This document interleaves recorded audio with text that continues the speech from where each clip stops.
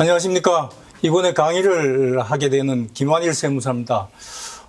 이제 연말이 다가오면서 100만 중소기업에 대한 법인 결산도 있고 또 그 과정에 주식 이동도 있고 또 이런 주주총회도 있고 이런 일들이 있어서 그와 관련해서 우리 100만 중소기업 법인의 세무 컨설팅을 위한 핵심 세 가지를 가지고 이번 강의를 진행하도록 하겠습니다.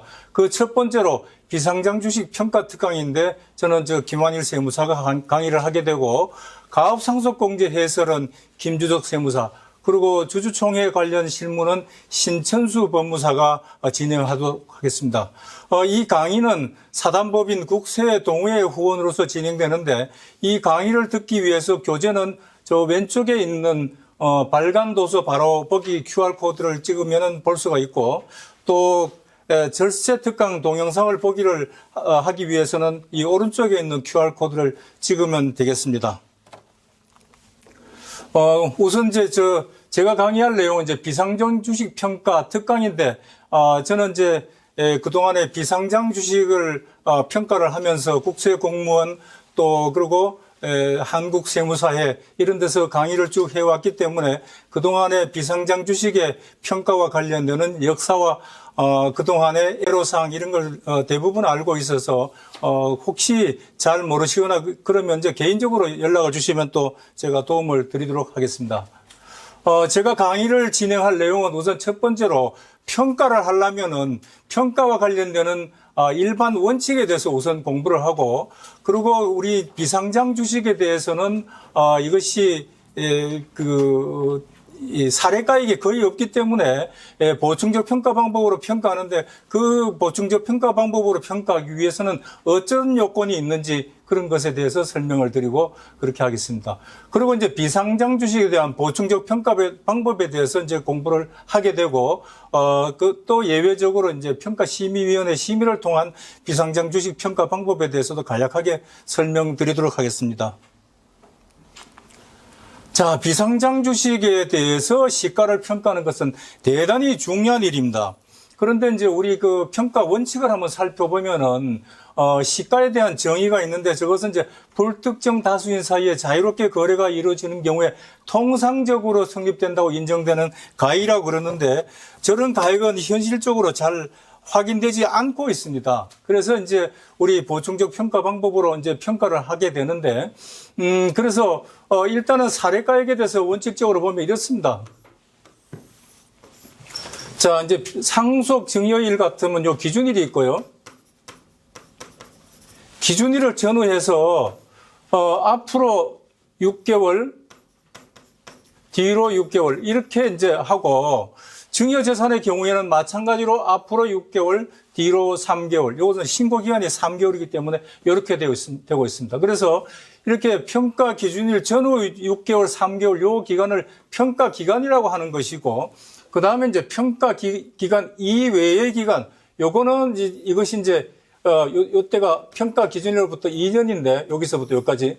요것은 평가 기간이니까 요것은 빠지고, 여기서 요 사이. 이걸 그 평가 기간 이외의 기간이라고 그러고 또 그 다음에 여기서부터 뒤로 9개월, 6개월. 그래서 상속세 결정 기한은 9개월, 증여세 결정 기한은 6개월. 그래서 요즘 이것 때문에 난리들이 났지요. 감정평가 가액으로 결정을 하고 이래서 그럼 우리 세무서는 어떻게 하나 상당히 고민이 많은데 이 부분, 이것은 뒷부분에 대해서 간략하게 설명드리도록 하겠습니다. 그래서 사례가액은 매매의 감정, 수용, 경매, 공매 이런 것이 사례가액인데 이런 가액을 가지고 시가를 적용할 수가 있는 것입니다. 그런데 그중에서 매매 사례가액을 보면 이것은 해당 재산에 대한 그 평가 기준일 요때 기간에 발생된 사례가액이 있으면 이걸 시가로 적용을 하게 됩니다. 근데 이런 시가도 현실적으로 보면은 예외가 있는데 특수관계자와의 거래일 때는 이거 시가로 인정하지 않습니다.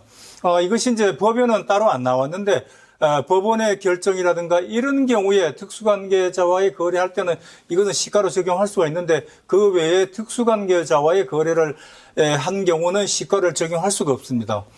그래서 그 외에 이제 비상장 주식 같은 경우에는 이것은 1% 또는 3억 이하 이것의 거래는 소액 거래로 봐가지고 사례가액으로 적용하지 않는데 이렇게 된 배경에는 이런 문제가 있어요. 이게 원래 과거에는 이제 사례가액을 유도를 해서 투자자문회사나 이런 회사들이 사례가액을 만들어서 그걸 가지고 사례가액으로 이용해서 절세를 하거나 뭐 이런 방법을 활용하는 것을 방지하기 위해서 이런 규정이 생기게 됐는데 그래서 지금은 이런 사례가액을 시가로 적용할 수가 없는데 예외적으로 이렇게도 정상적으로 거래된 게 있을 수도 있잖아요. 이럴 때는 평가심의위원회에서 자문을 거쳐가지고 시가로 이용할 수도 있다. 그래서 이런 것은 우리 컨설팅하는 입장에서는 이런 사례가액을 적절하게 활용할 수도 있고 그런 부분이 있으니까 그걸 참고해서 하시기 바랍니다. 그 다음에 이제 감정가액이 있고 그 다음에 수용, 공매, 경매 이런 가액이 있는데 감정가액에 있어서는 이게 이제 문제들이 많지요. 원래 이 감정가액은 이렇게 평가 기준일 이 평가 기간 내에 이런 것에 둘 이상의 감정가액이 있으면 이걸 시가로 적용한다.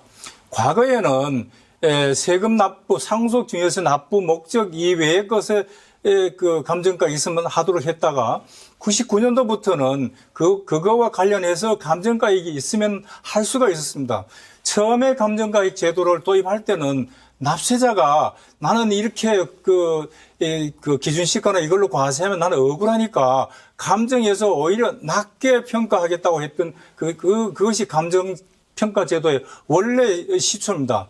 최근에 와가지고 국세청이 이렇게 시가대로 과세하기 위해서 감정평가 사업을 하고 있는데 원래 취지는 이렇게 돼 있거든요. 그래서 지금 이거에 대한 보완도 없이 계속 2개 이상의 감정가액을 적용하도록 이렇게 하고 있어서 상당히 문제점이 발생되고 있죠. 그러면서 이제 요 또 예외적으로 기준시가가 이게 이제 10억 원 이하인 그 부동산에 있어서는 한 개만 해도 된다. 이렇게 돼 있는데 이렇게 한 개만 했을 때 오히려 납세자한테 불리한 경우도 있어요. 예를 들어서 규모가 작은 부동산이 있는데 감정가액이 하나가 있어요. 그랬을 때 그것이 오히려 시가로 적용되는 이런 일들도 있어서 납세자한테 지원한다고 한 제도가 오히려 저렇게 불합리하게 되는 경우도 있다. 그리고 시행령에서 이게 소급 감정을 할 수 없도록 이렇게 규정하고 있어요. 49조에 보면 시행령에. 그래서 가격 산정 기준이라고 평가서 작성일이 모두 평가 기간 내에 있도록 이렇게 하고 있지요. 그런데 지금 뭐 국세청의 감정평가 사업은 어떻습니까? 지금은 원래 얘기를 통해 가지고 평가 기간 밖의 날짜로 했다가 나중에 다시 그 수정을 해서 그 상속 증여일 기준으로 하면서 신고 기간 이후에 감정한 것 다 그렇게 하잖아요. 지금 소급 감정하고 있잖아요. 지금 법원에서는 다 또 이것이 적법하다고 또 결정을 하고 있어요. 그런 것이고 그다음에 수용, 경매, 공매는 다 그런 똑같은 취지로 이해를 하면 되겠습니다. 자, 이렇게 이제 평가 기간에 해당되지 않은 경우에는 이제 아까 말씀드린 대로 평가 기준일 전 그 2년, 그리고 또 이게 신고 기한까지 발생된 그런 사례가액, 이런 것들도, 시가로 적용하는데 문제는 이것이 이제 평가심의위원회에서 자문을 거치도록 이걸 하고 있지요. 그래서 이제, 우리 위원으로 대한 우리 세무사들 보고 왜 이런 걸 좀 어떻게 이것에 대해서 문제 제기를 하지 않냐고 이렇게 하고 있지만 법의 요건에 맞는 경우이면은 뭐 세무사 위원님들 그것에 대해서 어떻게 문제점을 제기할 수가 없어요. 그래서 다만 이제 그 심의위원회에서 하는 것은 뭐 이것은 이제 비상장 주식 평가 심의위원회 원래 그것 때문에 만들어진 것이 돼서 주식 발행 회사의 경영 상태라든가 시간의 경과, 주의 환경의 변화 이런 걸 고려해 가지고 가격 변동에 특별한 사항이 없는 한 없다고 인정되는 경우에서는 평가심의 자문을 거쳐서 시가에 포함할 수 있다. 그래서 요즘 우리 세무사들이 여기에서 이제 상당히 애로사항을 겪고 있는 것이죠. 자, 이제 유사사례가액. 유사사례가액은 이것은 이제 오래전에 이제 홍역을 치렀지요. 이게 뭐 한 2004년도부터 이제 시작이 되어 이제 거의 정착되어 있는 그런 단계인데 이런 그 위치나 뭐 면적, 용도, 종목, 기준시가 등이 유사하거나 이런 것에 대해서 사례가액. 그래서 지금은 거의 뭐 시가 과세가 뭐 정착됐다고 볼 수가 있는데, 그래서 이런 사례가액이 있을 때 이것에 대해서는 이제 시가로 적용을 하는데 문제는 이제 적용하는 순서가 이것이 그 공동주택인 경우에 이것은 같은 단지 내에 있고 전용 면적의 차이가 5% 이내의 차이가 나거나 또 또 차이가 이게 가액의 차이가 5% 공시가액 그것이 5% 이내인 경우 이런 경우에는 이제 유사성이 있다.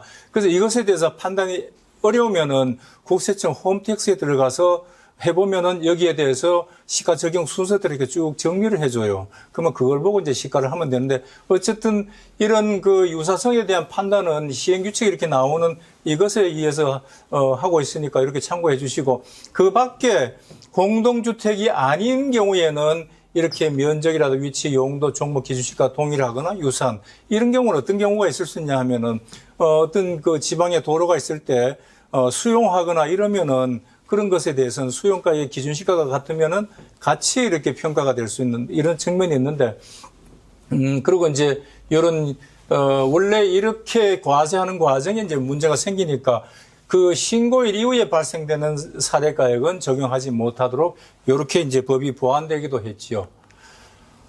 자, 그러면 이제 지금부터 보충적 평가 방법이 적용될 때 그러면 시가 적용이 어떻게 이루어지는가? 이 순서가 이렇게 있잖아요. 그래서 우선 이렇게 기간 평가 기준일 전후에 발생된 사례가액이 있으면 사례가액을 먼저 적용하고 그 다음에 두 번째는 이제 해당 재산과 유사한 그러니까 이것은 평가 기간 내가 되겠지요. 그래서 이런 유사한 사례가액이 있으면은 이것을 시가로 적용한다. 그리고 이제 세 번째는 평가 기간 이외의 기간, 요때는 이제 이것이 평가심의위원회에서 자문을 거쳐서 적용할 수 있는 이 가격이 되는데 해당 재산에 대한 사례가 있으면 먼저 적용할 것이고 그다음에 유사 재산 이렇게 됐는데 이런 사례가액이 일단 이렇게 순서를 정해놓고 우선적으로 적용되는 것은 평가 기준일로부터 가장 가까운 거래를 시가로 적용하도록 이렇게 하고 있습니다. 이렇게 해도 이것이 안 되면은 그 다음에는 이제 보충적 평가 방법 61조부터 65조까지 규정된 이 보충적 평가 방법으로 평가를 해야 됩니다. 그래서 이제 비상장 주식에 있어서는 지금까지 이렇게 사례가액이 있지만 실제로 비상장 주식의 사례가액은 거의 이렇게 찾기가 어려운데 요즘 문제가 되는 것은 이제 저 비상장 회사들도 보면은 인터넷에서 거래가 되는 경우가 있는데 어쨌든 대부분 이게 사례가액을 찾기가 어렵습니다. 자, 그래서 이렇게 해가지고 보충적 평가 방법을 적용하기 이전에 그러면 사례가액을 어떻게 적용할 것인가? 우선 판단할 때 시가가 이제 거래한 시가가 있으면은 그 거래가액으로 하는 것이 원칙이지요. 그렇지만 상증세법에서는 이게 보충적 평가 방법에 의해서 평가돼서는 안 되고 실제로 거래한 가액이 있으면 그 가액으로 거래를 해라 이렇게 이제 규정을 하고 있어요. 문제는 이제 이것이 이게 뭐 여기 판례는 이제 증여일인데 어쨌든 상속이나 증여 당시에 이것이 매매 사례가 시가로 인정되기 위해서는 일반적으로 정상적인 방법으로 이루어진 경우여야 한다 하는 것이 이제 법원에서 그 판례인데 이렇게 이제 일반적으로 받아들여지고 있고 그다음에 이제 이게 비상장 주식의 거래가액들은 보충적 평가 방법보다도 저가로 형성돼 있고 또 이제 과세관청 입장에서 보면은 높은 가격인 이 보충적 평가 방법으로 평가하고자 하는 그런 유혹을 느끼는 것이죠. 그러면서도 이제 이것이 상대방하고 이렇게 가격을 상담하는 과정에 정상 가격보다도 낮게 보통 이렇게 가격이 이루어지고 그다음에 일반적으로 이제 정상적 가격보다는 낮게 이렇게 이루어진다. 이래서 보충적 방법에 의해서 평가하는 이런 가격은 이게 일반적으로 실제 가치보다 높게 산정되는 점 등을 비추어 봐서 최후의 수단으로 적용을 해라. 그런데 실무에서 보면은 안 그렇죠. 아까 여기서 그 얘기한 것처럼 공무원들 입장에서는 어떻게 하면 이제 높은 가격으로 과세할 거 이제 이런 데 유혹을 느끼기 때문에 그런 서로 상반되는 측면이 있는데 그래서 이런 걸 통해서 이제 참고해서 결정을 해야 된다. 그래서 정상적인 거래라는 것이 어떤 것인가 법원에서는 이렇게 얘기를 해요. 그래서 이것이 우리가 이제 시가의 개념에 대해서는 불특정 다수인 사이에 자유롭게 거래가 이루어지는 경우에 통상적으로 성립된다고 인정되는 가액을 얘기하는데 그걸 판례에서는 이렇게 풀이하고 있죠. 경제적 이익을 극대화하기 위해서 배등한 관계에 있는가. 그리고 또 거래 당사자들이 관련 사실에 대해서 합리적인 지식이 있으며 이 강요에 의하지 않은 자유로운 상태에서 거래가 이루어졌는가 이런 것이죠. 그래서 이것이 정상적으로 거래가 이루어졌다는 것은 주장하는 자가 입증을 해라. 이제 그런 취지로 얘기를 하고 있습니다. 자, 그러면 이제 비상장 주식에 대한 보충적 평가 방법을 지금부터 설명을 드리겠는데, 이게 이제 비상장 주식에 대해서 보충적 평가 방법은, 대단히 중요하고 또 지금은 그 연말이 가까워졌잖아요. 연말이 가까워져서 이 시점에서는 이 컨설팅하기 아주 좋은 시기가 되는 겁니다.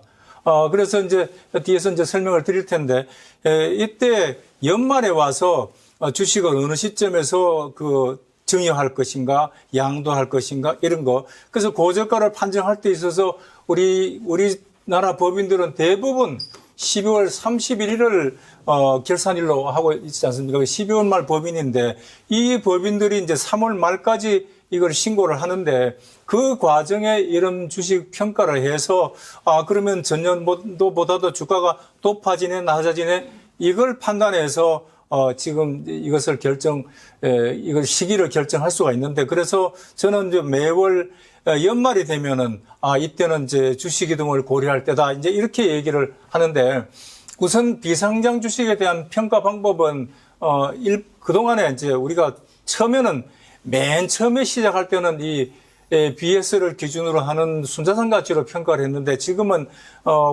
거의 90년대부터 계속 이렇게 손익계산서를 기준으로 하는 순손익가치하고 재무상태표를 기준으로 하는 순자산가치 이 두 가지를 가지고 적용해 왔는데 한동안은 이 두 개를 단순 평균하기도 하고 또 이 제도가 도입되기 직전에는 둘 중에 큰 걸로 선택하도록 이렇게 했었어요. 그렇게 하다 보니까 그때는 난리가 났었죠. 또 유상증자나 이렇게 한 경우에는 아주 주가가 너무 높아져 가지고 어떤 경우에는 회사를 다 처분해도 세금을 감당하지 못하는 그래도 그나마 그때는 또 주식에 물납제도가 있어가지고 피해갈 수는 있었는데 그런 측면이 있고요.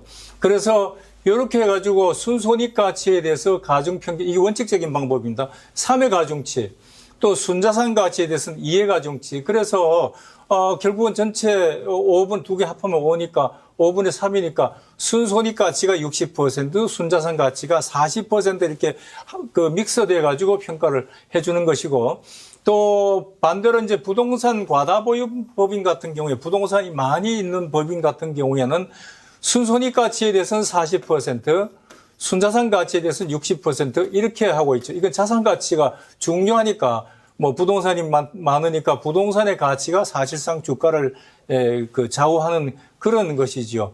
그러면서도 일부 순손익 가치가 뚝 떨어지거나 결손나거나 이런 법인 같은 경우에는 주가가 40%로 결정되는 수가 있지요. 그런 것을 방지하기 위해서 이렇게 순자산 가치의 80%를 한도로 하한선으로 이렇게 정해 놓고 있습니다. 그래서 이런 부분을 참고를 해서 우리 이제 주가를 과거에는 이렇게 뚝뚝 떨어뜨릴 수가 있었는데 지금 이렇게 한도가 있어서 더 이상 떨어지지는 않는데 어쨌든 순자산 가치의 80%만 적용할 수가 있습니다. 그러면서 이제 부동산 과다보유법인을 판정할 때, 우리 이런 걸 판정할 때는 관념적으로 할 것이 아니라 법 규정을 이렇게 따라가 봐야 돼요. 그래서 이걸 보면은 이렇게 부동산의 비율을 평가할 때 이것은 소득세법을 이렇게 준용하도록 이렇게 하고 있어요.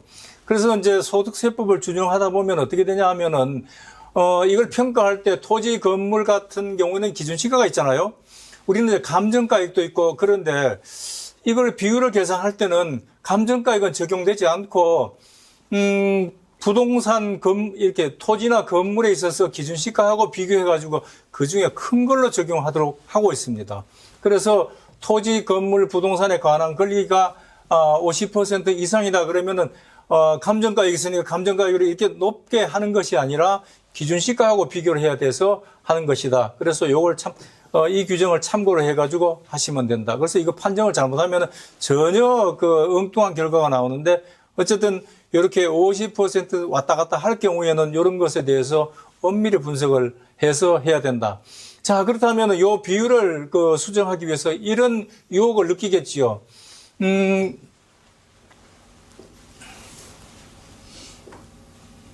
자, 이게 어떤 문제냐 하면은 BS가 이렇게 있으면은 자산이 있고 부채가 있고 이렇게 되는데 이 자산 총액 대차 평균이니까 이 총액 중에서 이게 부동산의 비율을 계산해서 이것을 판정하니까 분모가 커지면은 부동산의 비율이 떨어질 수가 있지요. 그렇잖아요. 분모를 키운다는 얘기는 부채를 일으키거나 증자를 하거나 이렇게 하면 이게 커지겠죠. 그죠? 그러면 이제 부동산의 비율은 상대적으로 떨어지니까. 그래서 이런 걸, 이렇게 하면은 부동산 가다법인에서 떨어져서 주가가 아니라, 그래서 과세 방법이 달라지지요. 부동산 가다법인 중에서 회사를 50% 이상 주식을 처분하거나 3년 이내에 이렇게 되면은 이게 부동산을 처분하는 그런 결과가 발생돼서 세율은 우리 비상장 주식의 일반 양도소득세는 최고 25% 세율인데 이렇게 부동산 그러니까 특정 주식으로 과세를 하면은 최고 45% 세율로 과세 받을 수가 있잖아요. 이것을 회피하기 위해서 이런 유혹을 느끼게 되지요. 그래서 이런 유혹을 느끼기 위해서 이렇게 하는데 그래서 1년인이 되는 날로부터 이렇게 되고 있기 때문에 미리 사전에 1년 이전부터 준비를 하면 이걸 피할 수도 있지요. 그래서 장기간의 계획을 세워가지고 이 비율을 낮추면은 회사를 처분하는 그런 계획이 있다 하더라도 장기간에 걸쳐서 이렇게 부채를 증가시키거나 이렇게 하면은 이것도 컨설팅을 할 수도 있다. 그래서 이것이 세율 차이가 25%하고 45%하고 너무 차이가 나니까 그죠? 이런 유혹을 느끼게 되죠. 그래서 이렇게 판단을 하고 그 외에도 이 자산 총액을 계산할 때 이 개발비라든가 이런 사용 수익 기부권, 기부 자산 이런 것들은 다 빼고 한다. 그리고 그렇게 해서 판정을 하게 됩니다. 자, 이제 순손익가치. 순손익가치는 이게 우선 이제 순자산 가치도 뒤에서 평가를 하겠지만 순손익가치를 평가할 때는 이렇게 하는 것이죠. 이게 최근 3년간 순손익의 가중평균액인데, 여기서 보면 A, B, C가 있어서 A는 직전 사업년도, 그 다음에 이전 2년 되는 사업년도, 그 다음에 그 전전 사업년도 이렇게 되는데,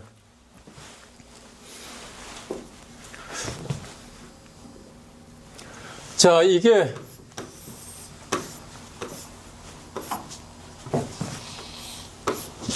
지금 현재 한 이쯤 와 있죠. 이때 이제 분석을 하는데 2024년도, 2023년도, 2022년도. 자, 이렇게 요것은 순손익가치는 이렇게 3년을 가지고 이제 평가를 하잖아요. 그래서 할 때, 자, 지금 시점에서 고려할 때 회사가 이렇게 이익이 왕창 막 이렇게 늘어나는 이런 해 같으면은 직전 연도가 이렇게 하면은 주가가 떨어질 수가 있고 만약에 직전 연도를 얼마 있으면 2026년도니까 2026년 기준으로 보면은 직전 년 주가를 순손익까지 낮게 한다면은 직전 연도가 이때보다는 이때가 더 낮아질 수가 있잖아요. 그죠?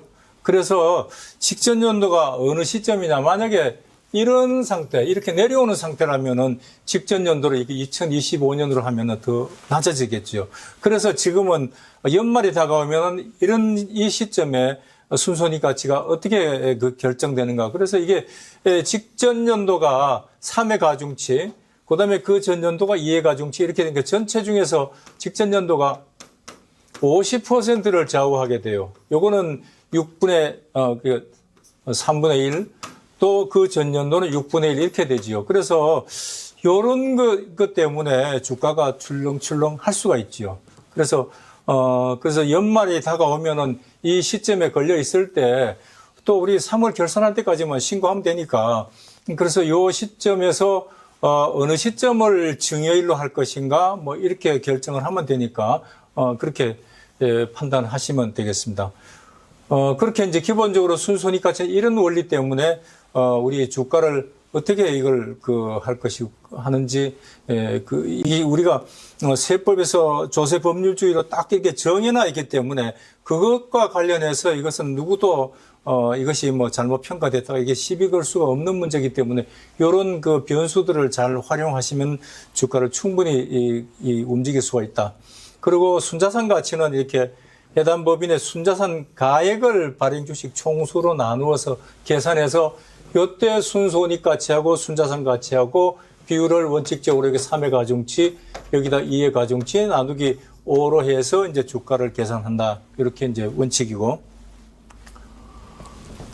그 다음에 예외적인 방법으로서 과거의 수익력으로 측정하는 것이 불합리한 경우에 이런 것이 이제 하나하나 늘어났는데 우선 이렇게 이제 폐업하거나 뭐 사업이 어려운 이런 경우, 그것은 과거의 수익력이 무슨 의미가 있겠어요. 그래서 이제 이럴 때는 순자산 가치로 결정을 하고, 사업 개시 전 법인의 주식 이런 것, 또 사업 개시 후 3년 미만 법인, 휴폐업 중에 있는 법인. 그래서 우리가 보통 사업을 하고 되게 이제 회사 가치가 막 이제 커질 것 같으면은 이 시점에서 주식 이동을 해서 자녀들한테 넘겨주거나 이럴 때는 아주 좋은 기회지요. 그런데 이것이 이미 가치가 훨씬 커졌을 때 그때 넘기려고 그러면 되게 어렵지요. 그래서 우리가 회사에 컨설팅을 할 때 보면은 되게 어느 정도 성장시켜 놓으면 자녀한테 넘겨주려고 하는 그런 다 상담들을 하잖아요.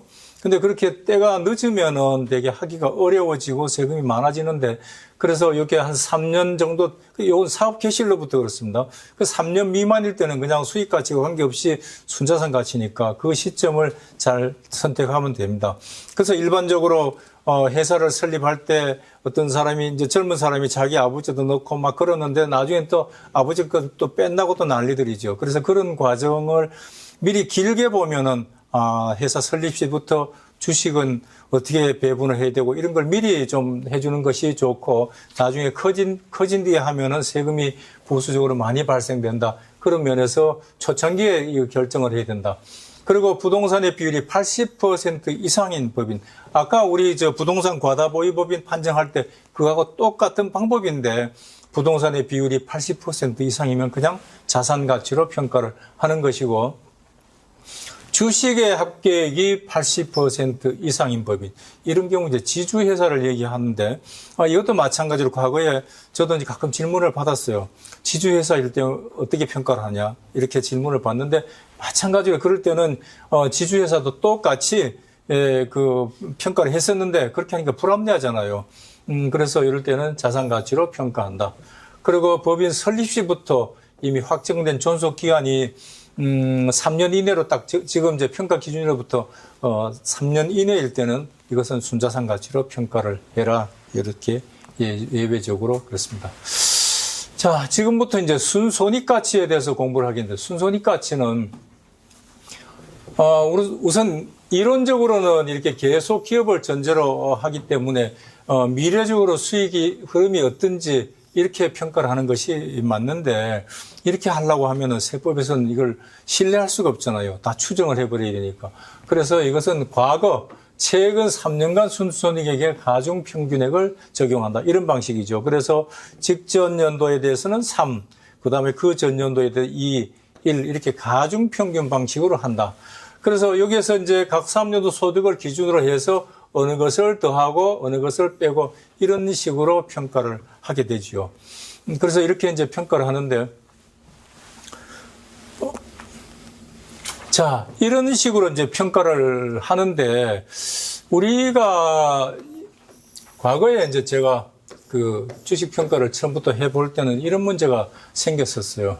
자, 이게 2024년, 2025년도.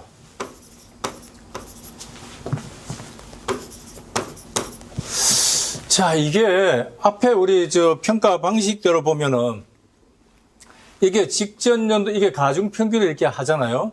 이 방식대로 이제 하다 보면은, 뭐 지금 현재 평가를 했을 때, 작년도에 이렇게, 보유한 부동산을 한 30년 갖고 있다가 그 부동산을 처분해가지고 갑자기 뭐 한 100억 정도 이렇게 뭐 차익이 생겼다. 이렇게 하면은 뭐 이게 주가가 여기다 3월 곱하잖아요. 그러면 엄청난 숫자가 돼가지고 정말 우리가 그 계산기로 안 나오는 그런 숫자가 나올 수도 있지요. 그래서 이렇게 해가지고 하면은 아주 불합리하고 그렇게 되는데, 그래서 그 과거에 제가 세무사에 연구이사 할 때 이런 부분은 참 문제가 많다. 그리고 좀 주변에서도 자꾸 억울하다 그러는데 세무사는 할 수가 없도록 이렇게 규정되어 있어요. 이게 이제 추정이익으로 계산하는 방식을 도입을 하면 되는데, 그 당시에 이 법이, 그 당시에는 이제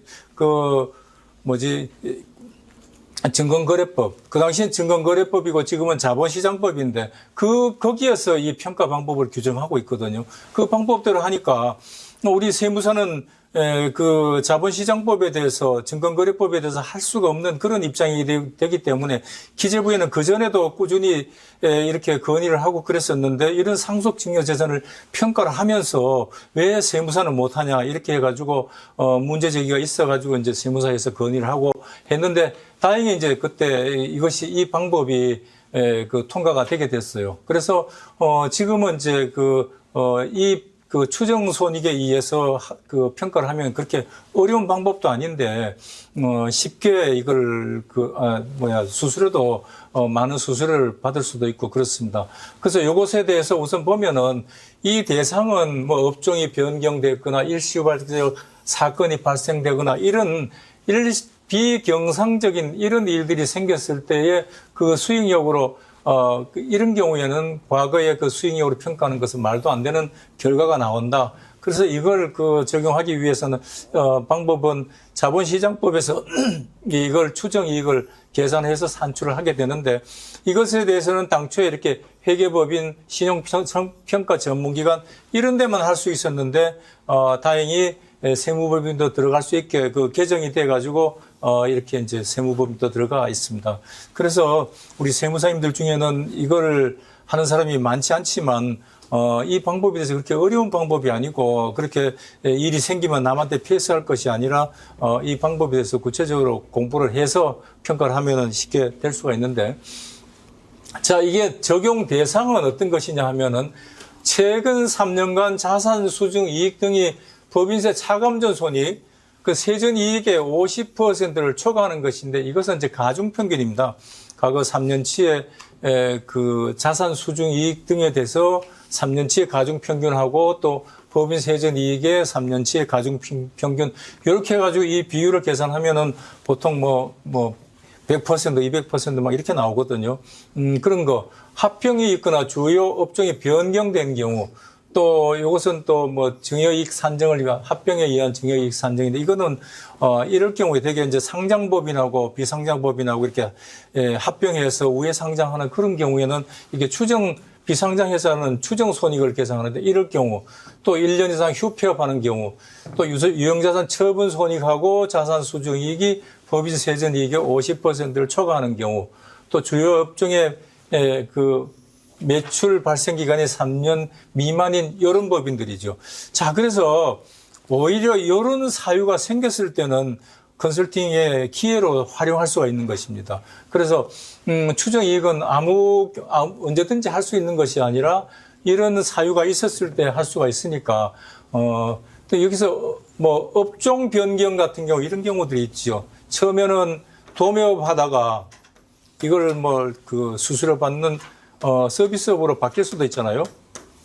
이런 경우들. 그래서 이게 업종이 바뀌거나 이랬을 때는 할 수도 있고 그렇습니다. 그래서 이런 경우에 추정이익에 의해서 할 수가 있다.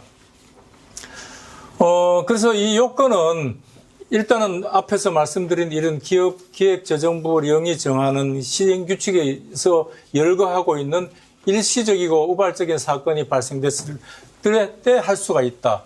그리고 이것에 대해서는 신고 기한 내에 추정손익의 평균액으로 신고를 해야 되고, 또 이것을 산정 기준이라고 작성일이 모두 신고기한, 표준 신고기한 안에 있어야 되고, 산정 기준이라고 상속 개시일하고 증여일이 모두 동일한 경우, 이때만 할 수가 있다. 그래서 나중에 이것이 신고 기간이 지난 뒤에는 이걸 적용할 수가 없습니다. 그렇지만 이런 것에 대해서 이제 세법 지식이 없어가지고 가끔 기한을 놓치는 경우들도 있는데, 그래도 대부분 판례에 보면은 순자산 가치로 평가한 그런 사례들도 있기 때문에 그런 걸 참고해가지고 적극적으로 대처하면은 또 순자산 가치로 평가를 또 할 수가 있는데, 어쨌든 그렇습니다. 그래서 이제 추정이익의 산정 모형은 지금은 이제 이것이 자본시장법 시행 세칙에 보면 이렇게 현금 흐름 할인 모형이라든가 배당 할인 모형 이런 것으로 여러 가지 모형으로 자유롭게 할 수가 있는데, 이것은 조금 하는 것이 조금 어려워요. 실무적으로. 그래서 만약에 금년도에 이렇게 뭘 추정 이익을 한다 그러면 이 시점에, 그러면은 이 2025년도에 추정 손익을 계산하고, 또 그 다음 연도에 2026년도에 그 추정 손익을 계산해서 여기다가 1.5, 여기다가 1의 가중치를 둬가지고 2.5분의 이렇게 하면은 이것이 평가액이 나오게 되는데, 그래서 지금은 이렇게 방법도 지금은 없어지긴 해서 자율적으로 할 수가 있기 때문에 그 규정에 의해서 옛날 산식으로 하면 되는데, 이 추정하면은 과거의 그 매출액, 원가 구성, 판관비 구성, 그것을 가지고 평균 내서 또 물가 상승률 이런 걸 반영해 가지고 계산하면 되기 때문에, 그렇게 참고를 하시면 되겠습니다. 여기에서 이제 순손익액을 계산할 때 발행 주식 총수로 나누어야 되는데, 요걸 이제 순손익액으로 이렇게 나누거든요. 그래서 이렇게 나누면 되는데, 문제는 환산 주식 수를 계산하는 겁니다. 이게 되게 이것이 계산하는 방식이 어렵죠. 정자전, 감자전 이렇게 해 있는데, 이 방법은 이렇게 암기할 필요가 없습니다. 저는 그전에 개정 건의를 내기도 했는데, 이것이 그냥 변함 없이 이렇게 하고 있어요. 근데 발행 주식 총수는 평가 기준이 현재 주식수를 적용하면 됩니다. 이거 잘못 계산하면은 엉뚱한 결과 나와요. 제가 이제 프로그램에 넣어놓고 이거 계산해 봤는데, 제가 입력을 잘못해서 그렇겠지만, 어쨌든 결과가 이렇게 안 나오고, 자, 이 시점에서 증자가 있었다. 그러면은, 처음에는 이때 10,000주였는데, 지금은 이때 또 다시 10,000주를 증자를 했다. 그러면 이날 20,000주잖아요? 현재도 20,000주. 그러면은 20,000주를 통일을 시켜주면 됩니다. 20,000주로. 그냥 20,000주로 해야 돼요. 그 다음에 이때는 10,000주였으니까 어떻게 할 건가? 요것에 대해서도 20,000주였는 걸로 가정을 해서 요거에 대해서 10%만큼은 이익을 넣어주는 겁니다. 그래서 그냥, 이것은 언제나, 그냥 평가 기준 현재의 주식수로 이렇게 정리를 해주면 됩니다. 되는 겁니다. 그래서, 그러면 감자를 했을 때는 어떻게 할 건가? 감자도 똑같거든요. 이때 20,000주였다가 지금 현재 이때 감자를 해가지고 10,000주가 됐다. 그러면 지금 현재 10,000주니까 10,000주로 계산해가지고 하고, 그 대신 이 기간 이전에는 이 10,000주 감자에 따른 그것에 대해서 손익을 빼주면 되는 겁니다. 10%만큼. 그래서 그 계산하는 방식은 뒤쪽에 있으니까 굳이 이렇게 환산 수식수라 그래가지고 이렇게 헷갈릴 필요가 없이 그냥 평가 기준의 현재의 주식수로 딱 고정을 시켜놓고, 그 다음에 이제 거꾸로 이렇게 손익 가치를 계산할 때 더하고 빼고 이런 것을 하면 됩니다. 그 다음에 이제 순손익액을 계산할 때는 보면은 각삼료도 소득에다가 여기에다가 어떤 것을 가산하고 빼고 이런 방식이거든요. 그래서 각삼년도 소득은 법인세법 14조에 따른 그 입금에서 송금을 빼서 계산한 이것이 이제 각삼년도 소득인데, 그래서 이제 요것은 우리 입금하고 송금이라고 하는 그 개념은 우리 세법에 나오는 그 개념이니까 그 입금에서 송금을 뺀 것이다. 그렇게 이해를 하시고, 그리고 이제 2월 결손금이 있는 경우에는 그 결손금을 차감 전에 소득으로 계산해야 된다. 이것 여기에서 많이 틀리거든요. 그래서 결손금이 있을 때는 결손금을 이전의 것으로 하고, 또 그러면서도 이제 법인세는 또 요거 법인세 2월 결손금 공제 전에 그거와 관련되는 법인세만큼을 빼줘서 계산하면 됩니다. 자, 이제 가산하고 차감하고 이 원리가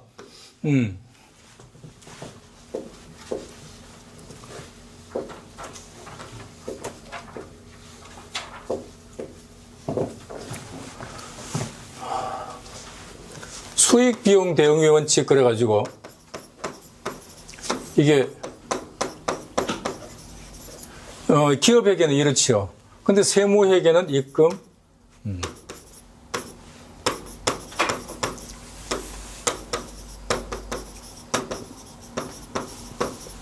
우리 이렇게 해가지고 여기다가 뭘 세무 조정을 해서 보통 이렇게 하잖아요.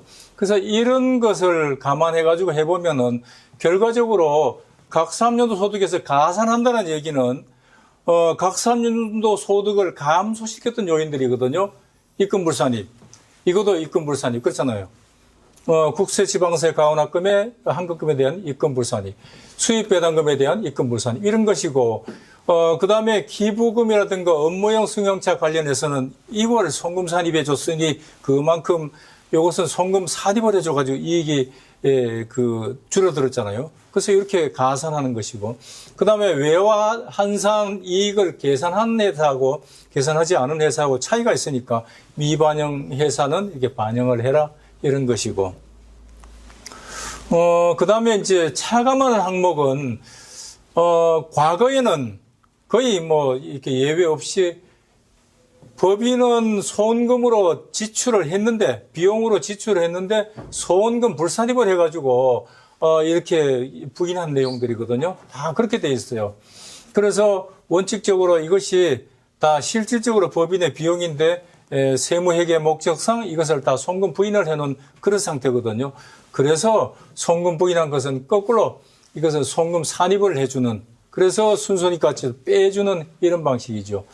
여기서 예외적인 것은 감가상각비 시인부조액 이런 것들은 되게 이제 건설회사 같은 경우에 이익을 내지 않으면 어떻게 돼요? 이 수주를 못 하잖아요. 그래서 이런 경우에는 그 이익을 많이 내기 위해 가지고 감가상각을 안 한 그런 경우가 있잖아요. 그럴 경우에는 그 시인 부족액만큼만 넣어줘서 빼줘라. 그래서 이제 이런 원리들은 대개 보면은 이제 그 납세자가 세무서에 신고한 평가 방법하고 내용 연수를 기준으로 해가지고 계산한 금액만큼 적게 계산했으면 부족액만큼을 넣어줘라. 그리고 법인세, 지방소득세, 총결정세액을 빼주고, 그리고 뭐 징벌적 이런 목적들에 대한 송금불산입, 또 업무용 승용차 관련 이런 비용들의 송금불산입, 이런 것들은 다 실제로 지출이 있었거나 이런 것들에 대해서 거꾸로 반영해 주는 것이기 때문에 원리적으로 생각해 보면 그렇게 어려울 것이 없습니다. 그래서 이런 정도로 이해를 하시면 되겠고. 자, 그 다음에 유상 증감자 반영액. 아까 말씀드린 대로 그렇습니다. 2025년도, 2024년도, 2023년도. 자, 만약에 요 시점에서 원래 만주였는데 지금 이게 만주가 증자돼가지고 지금 2만주다. 그래서 환산 주식수는 그냥 2만주입니다. 그래서 요게 요때부터 이제 2만주가 됐지요. 그러면은 이때도 2만주라고 가정을 하고 이것이 만주당 주당 그 액면가액으로 증자를 했다면은 이것이 1억이 되잖아요. 1억에 10% 한 1,000만 원씩을 이렇게 넣어주고 주식수도 2만주 이렇게 하면 되겠고, 다만 요때 증자를 했으면은 요 기간 동안 월할 계산해야 되겠죠. 그래서 한 달 미만은 한 달로 해가지고 이게 1,000만 요것이 12분의 만약에 4월 달 같으면 12분의 4 이렇게 해가지고 여기다가 가산을 해준다. 그렇게 하는 겁니다. 그렇게 하면은 이것이 이제 적절하게 배분이 되는 것인데, 감자도 마찬가지로 이때가 2만 주였는데 지금은 이제 만 주로 됐다. 그러면은 요 때부터 만 주가 됐다면은 요 이전에는 2만 주였으니까 이 만 주라고 가정했을 때 요것만큼 빼주면 되는 것이죠. 마찬가지로 이때 감자한 요 해는 월할 계산해가지고 빼주면 된다. 그래서 이제 과거에는 환산주식수도 계산이 되게 복잡했는데 지금은 이게 간단해서 하기가 그렇게 어렵지 않고, 이것이 이제 액면가액으로 예를 들었는데 만약에 이것이 더 할증 발행하거나 또 뭐 그렇게 되면은 이것이 10,000원짜리를 50,000원에 발행했다면은 50,000원 곱하기 유상증자 주식수 10% 이런 식으로 계산하면 되겠습니다. 자, 그 다음에 이제 순손익 가치가, 이게 소득 금액이 변동됐을 때, 이런 것들도 실무에서는 이것을 경정을 해야 됩니다. 수정신고라. 그런데, 근데 실무에서는 이것을 세무서에서 이걸 체크를 안 하고 있는 것 같아요. 그래서, 저도 과거에 좀 우려했던 것이 있었는데, 다 이제 이게 지나가서 뭐 지금 관계 없는데, 어쨌든 법인세 경정되면서 그 사이에 주식이동이 있었다면은, 이것에 대해서 추정될 수가 있다. 그래서 이제 중소기업 같은 경우에 가업 승계를 했다 하더라도, 그 회사의 장부 내용이 부실하거나 어떤 사유로 인해 가지고 되어서 각산류도 소득이 늘어나면 더 세금이 늘어날 수도 있다. 그런 것이고.